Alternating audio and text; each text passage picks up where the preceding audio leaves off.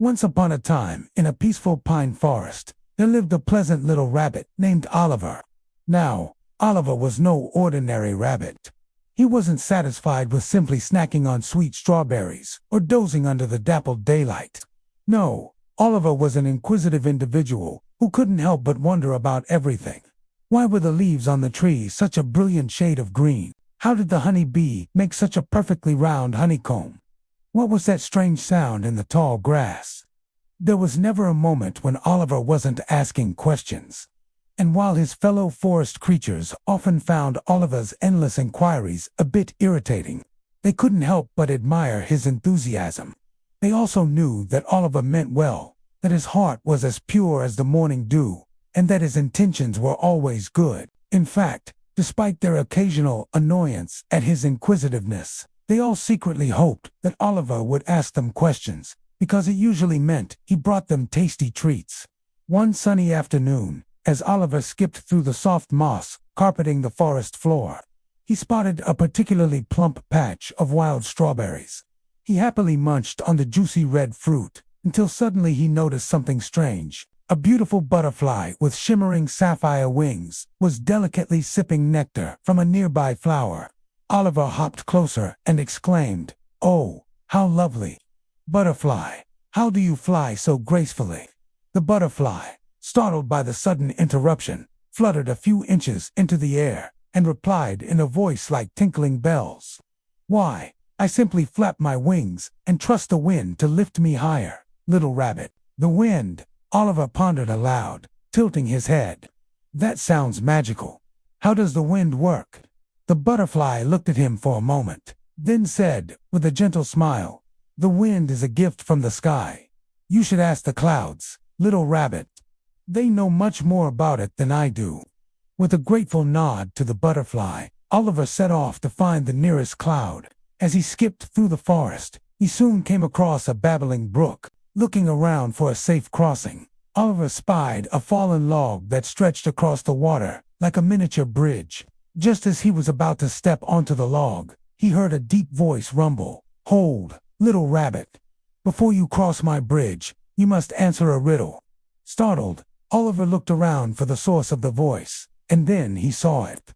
Perched on the edge of the log was a grumpy-looking toad with bulging eyes and a thick neck. Answer a riddle," stammered Oliver.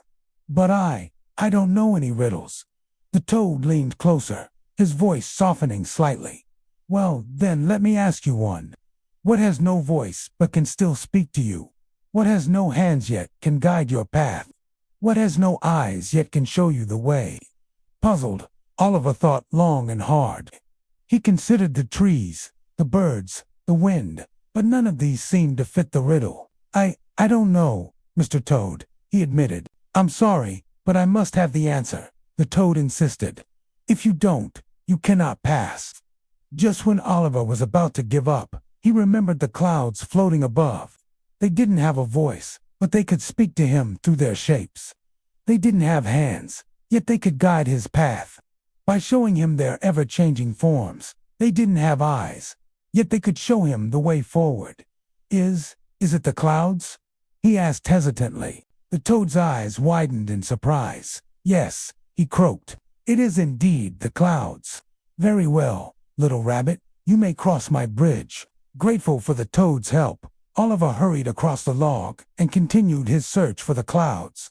Soon he spotted them, floating lazily overhead like giant cotton balls. "Excuse me, kind clouds," Oliver called out. "Could you please tell me how the wind works?" The clouds rustled gently, as if whispering to each other in a language only they understood. Finally, one spoke up, its voice like the tinkling of tiny bells. "Little rabbit, the wind is born from the breath of the earth. Go ask the wise old oak tree. It will know more about it than I do." Following the cloud's advice, Oliver made his way to the oldest and wisest tree in the forest, the great oak. Its branches, gnarled and twisted, reached towards the sky like the arms of a benevolent giant. "Oh, great oak," Oliver began, "could you please tell me how the wind works?" The oak rumbled like distant thunder. "Ah, the wind, a most wondrous phenomenon. It is the heartbeat of the earth, the pulse of nature itself.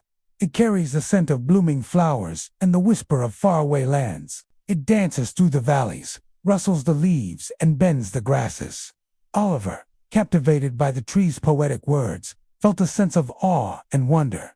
But he still had his question, so he asked, "But how does it work?"